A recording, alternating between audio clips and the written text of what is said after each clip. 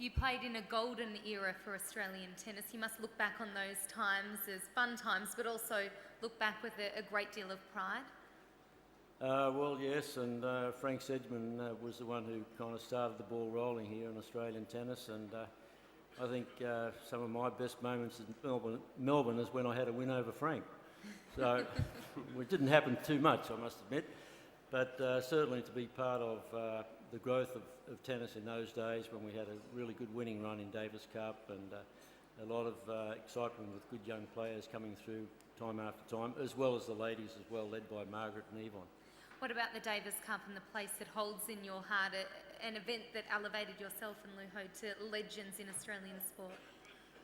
Well, look, in 1953, when Lou and I just turned 19, I'm not sure if I knew what I was doing. I'd had a little bit of success, but Lou, and wish he was here too, but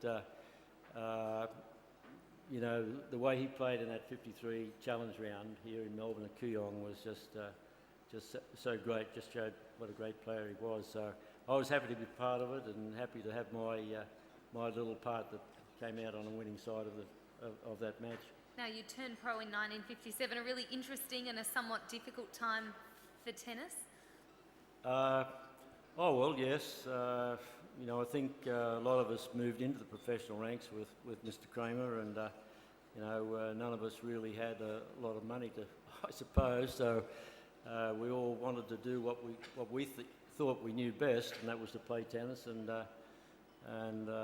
it was really a challenge, certainly for me, because I knew not really a lot about Ponce Gonzalez, and I'd heard a little bit about him from Frank Sedgman.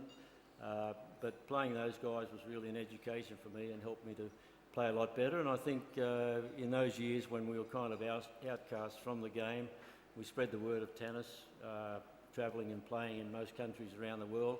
So there was a lot of sacrifice, which happens.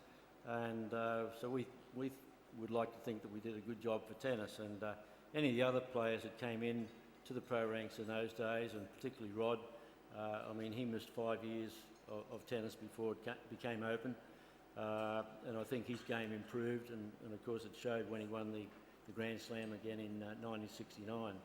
So it really helped to kind of put tennis on a real big basis in those years, and as an older player in those days, I was happy to be part of it. And the game is certainly in great shape today. Do you enjoy watching tennis now? There's certainly a very excellent exponent of the game at the top of world tennis at the moment.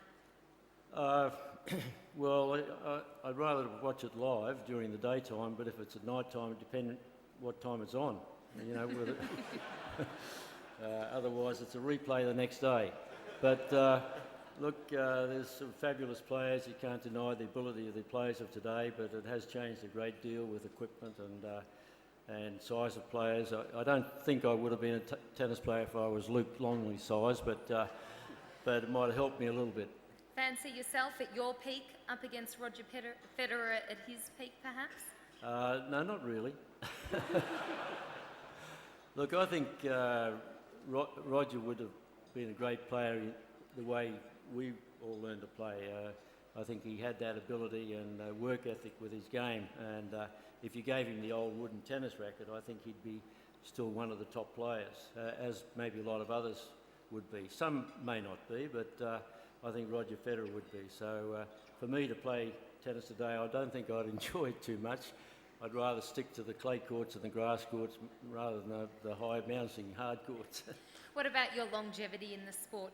Can you pinpoint a reason why you were able to play the game at such a high level for such a long time? Was it just a love of the sport? Oh, well, that was a big part of it, certainly, yes. Having learned to play and great support from my parents, and because later on in later years from my wife and 2 sons who are over there. And it just gave me the chance to still enjoy the game and continue to play and make a good living out of it, I suppose. Well, Ken, congratulations. I think we're all feeling very privileged in this room this evening to be here to see you accept this wonderful honour.